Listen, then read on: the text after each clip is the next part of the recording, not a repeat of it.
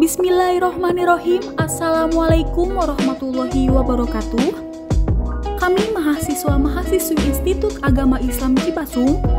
Video ini dibuat untuk menyelesaikan tugas kelompok di mata kuliah Teknologi Pendidikan Agama Islam dengan dosen pengampu Bapak Budiman MPD.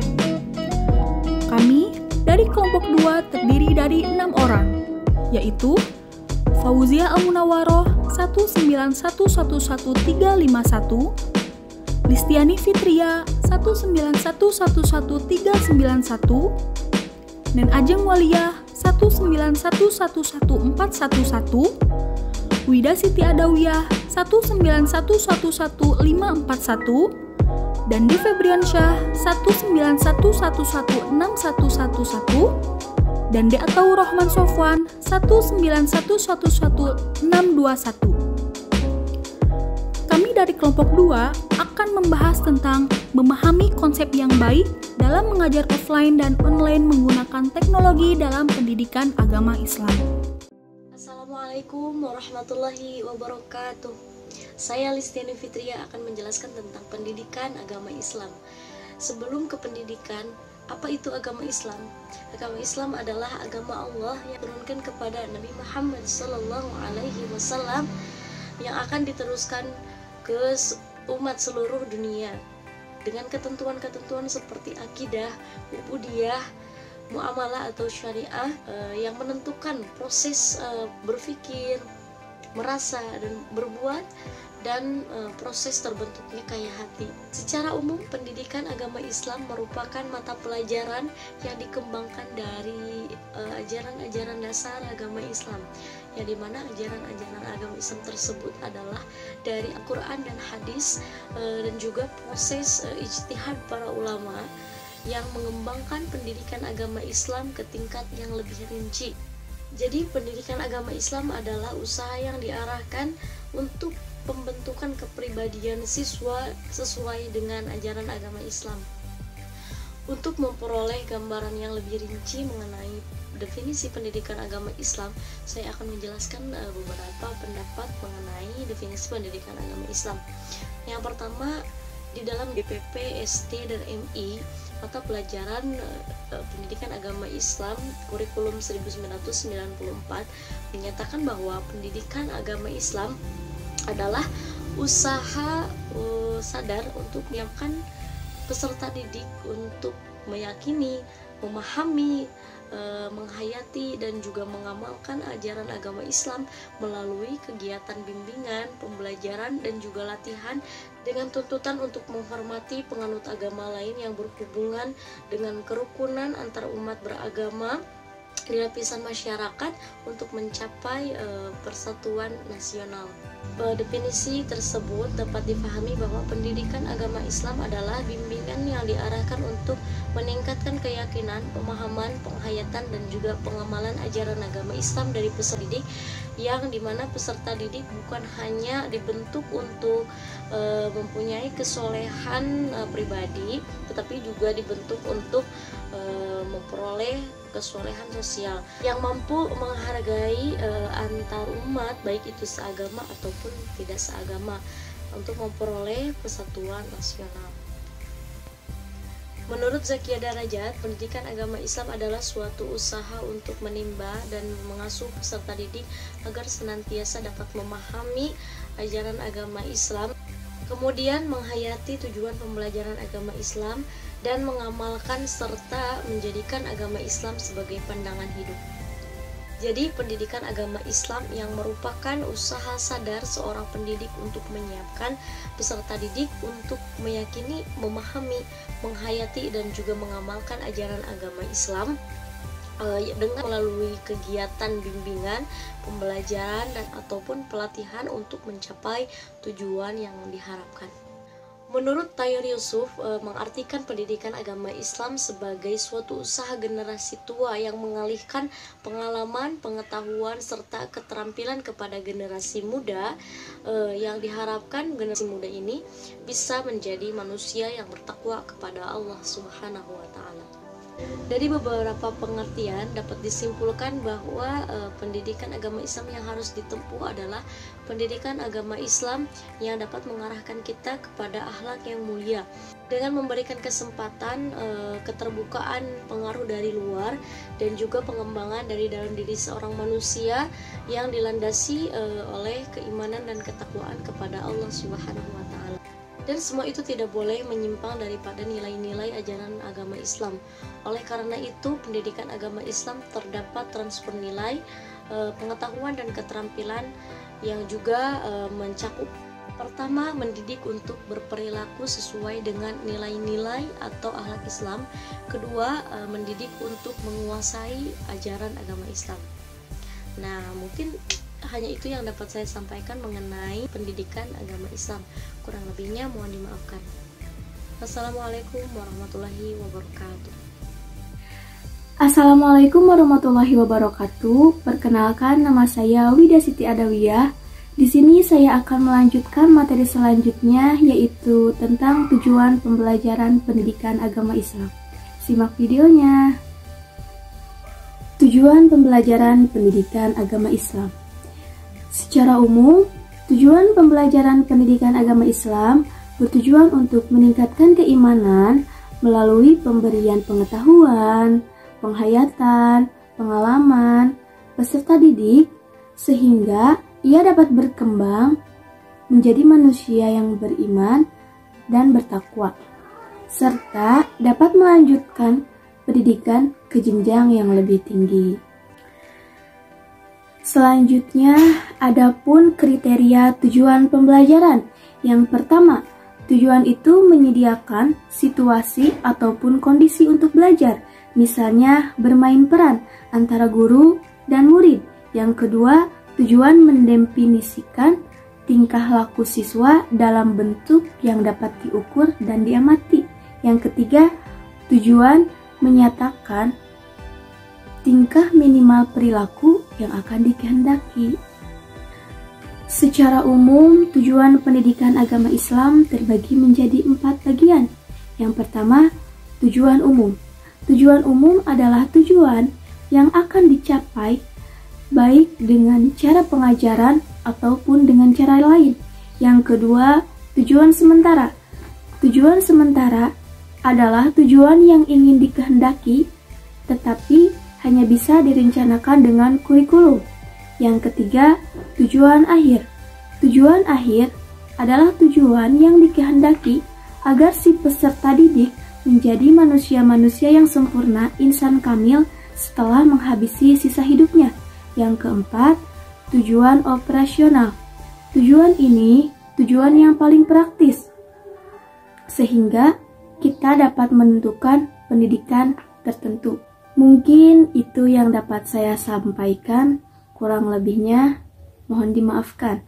Wassalamualaikum warahmatullahi wabarakatuh. 3. Konsep pembelajaran agama Islam. Konsep merupakan suatu rencana tentang cara pendayagunaan dan penggunaan potensi dan sarana-sarana yang ada untuk meningkatkan efektivitas dan efisiensi pengajaran. Konsep pembelajaran diartikan sebagai pola-pola umum kegiatan guru, anak didik dalam perwujudan kegiatan belajar mengajar untuk mencapai tujuan yang telah digariskan. Strategi pembelajaran menjadikan suasana belajar mengajar atas rasa saling menguntungkan antara peserta didik dan pendidik. Konsep pembelajaran agama Islam ada 4 konsep dasar dalam belajar mengajar yang meliputi hal-hal berikut ini. 1. Mengidentifikasikan serta menetapkan spesifikasi dan kualifikasi perubahan tingkah laku dan kepribadian anak didik sebagaimana yang diharapkan. Kedua, memilih sistem pendekatan belajar mengajar berdasarkan aspirasi dan pandangan hidup masyarakat. Ketiga, memilih dan menetapkan prosedur, metode dan teknik belajar mengajar yang dianggap paling tepat dan efektif, sehingga dapat dijadikan pegangan oleh guru dalam menunaikan kegiatan mengajarnya. 4. menetapkan norma-norma dan batas minimal keberhasilan atau kriteria serta standar keberhasilan sehingga dapat dijadikan pedoman oleh guru dalam melakukan evaluasi hasil kegiatan belajar mengajar. Sekian dari saya. Wassalamualaikum warahmatullahi wabarakatuh. Waalaikumsalam warahmatullahi wabarakatuh. Alhamdulillahirabbil alamin. Wabihi nasta'in wa ala umuri dunya waddin wassalatu wassalamu ala asyrafil anbiya'i wal mursalin wa ala alihi washabbihi ajmain amma ba'du. Pada kesempatan yang baik ini izinkan saya membahas sebuah subtema atau sebagian judul dari makalah kami yang berjudul Media Online sebagai Pembelajaran PAI. Kata media di sini berasal dari kata Latin yang berbentuk jamakan dari kata medium, yang secara harfiah adalah perantara atau yang bisa kita sebut pengantar. Dengan demikian, media secara harfiah adalah perantara atau pengantar pesan dari pengirim ke penerima. Umar Hamalik mengemukakan media sebagai alat metode berpikir yang digunakan dalam rangka mengefektifkan berkomunikasi dan interaksi antara guru dan siswa dalam proses pendidikan dan pengajarannya di sekolah. Sedangkan pengertian lain media adalah sesuatu yang menyampaikan pesan dan dapat merangsang pikiran, perasaan, dan kemauan siswa sehingga dapat mendorong terjadinya proses belajar pada dirinya itu sendiri.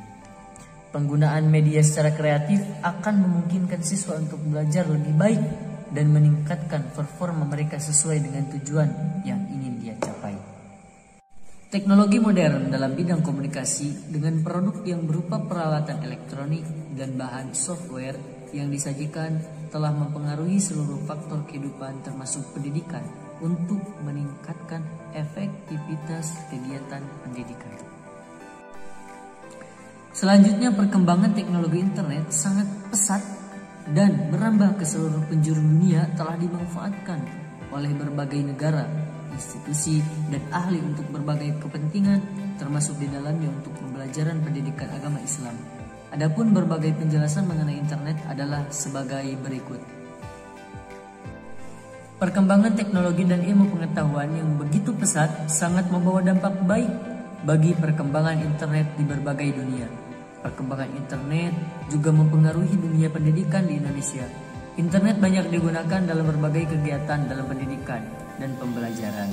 Internet merupakan singkatan dua buah kata dalam bahasa Inggris, yaitu international work atau dalam artian penghubung jaringan.